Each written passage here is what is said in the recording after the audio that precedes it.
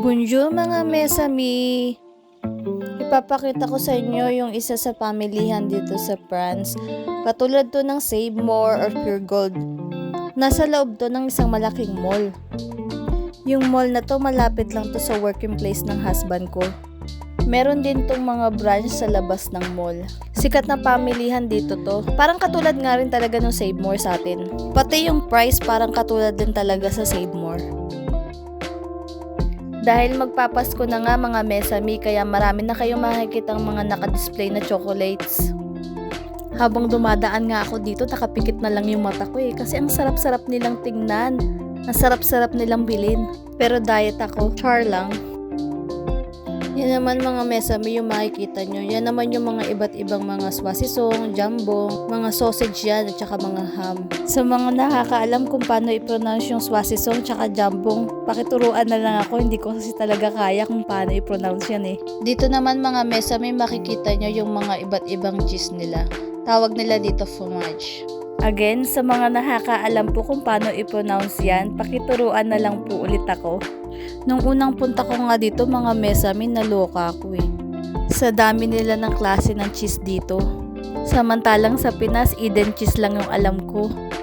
May iba't ibang klase sila ng cheese dito. Merong light, merong strong. Yung kasing strong ng pagmamahal niya sa'yo, ay charot. Mostly yung mga cheese nila dito galing sa baka at meron din naman sa kambing. Pero hindi ko sure kung meron sa tupa. Hindi ko bet yung goat cheese masyadong matapang para sa akin. Meron talaga dito silang cheese na sobrang tapang yung lasa. Tsaka yung amoy sobrang tapang din. Parang yung amoy niya malapit na sa nabubulok. Pag nilagay mo nga siya sa rep, pagbukas mo ng rep, grabe yung amoy.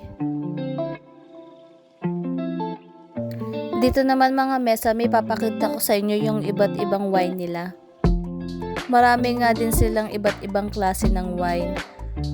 Parang katulad nga rin din ng cheese nila, ng swasisong, ng jambong, galing sa iba't ibang lugar dito sa France. Parang kada lugar nila, may specialty sila na wine, or cheese, or jambong.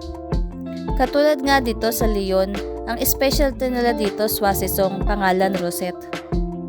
Yung appetizer nila dito, combination ng cheese, ng swasisong, ng jambong, at saka ng wine. Bali yung mga wine dito may combination din sa mga food. For example, gusto mong kumain ng karne, may wine dito na kabi sa karne. Tapos kung gusto mo naman kumain ng seafoods, may wine din dito para kabi din sa seafoods. And then pag gusto mo naman kumain ng fromage, may wine din dito na kabi sa fromage or sa cheese. Pag gusto mo naman kumain ng fruits or vegetable, meron din wine dito na kabi sa fruits and vegetables.